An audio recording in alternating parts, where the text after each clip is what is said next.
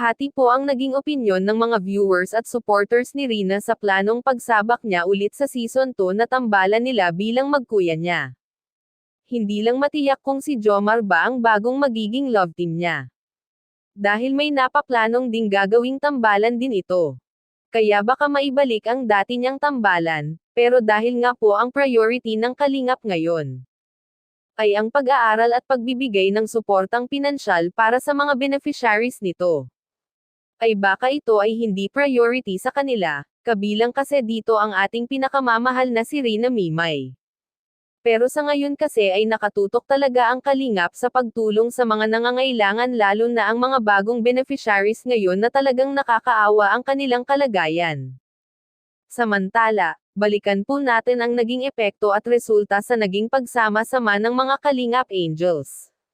Marami kasing viewers at supporters ng bawat beneficiaries ng Kalingap ang nanonood. At umabot na nga ito ng lagpas kalahating milyon na ang views sa loob ng isang araw. Marami kasi ang nagkakagusto dito, lalo na't naka-highlights dito ay ang pagbabago o pagiging transformation kay Rina. Kahit kay Kalingap Rab na upload, ay naka-highlights talaga dito ang mga eksena kung saan ay humakot ng maraming papuri ang mga viewers at supporters nito. Nag-request pa nga ang iba na sana may kasunod pa ito. Kaya naman siguradong mapapakinggan ito ni Kalingap Rab.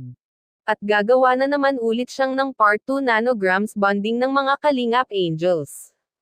Ito kasi ay ginagawa ng Kalingap na pinangungunahan ni Kuya Val Santos at Kalingap Rab, para mabigyang hiling ang request ng bawat manood dito.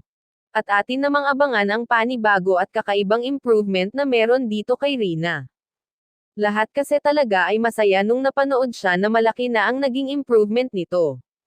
Kayo mga Kalingap, sana magbigay kayo ng komento, reaction, at suhestyon, para malaman namin ang inyong saloobin at damdamin. Para may parating natin sa Kalingap team at magawan ng aksyon ang ganitong sitwasyon, at para mapagdesisyonan ang naturang revelasyon, at masagot ang inyong mga tanong, at mabigyan agad ng agarang solusyon. Bago ko po tapusin ay isang mapagpalang araw mga Kalingap, lalo na sa ating ama na si Kuya Val Santos Matubang, Ate Edna Vlogs, Kalingap Rab, maraming salamat po.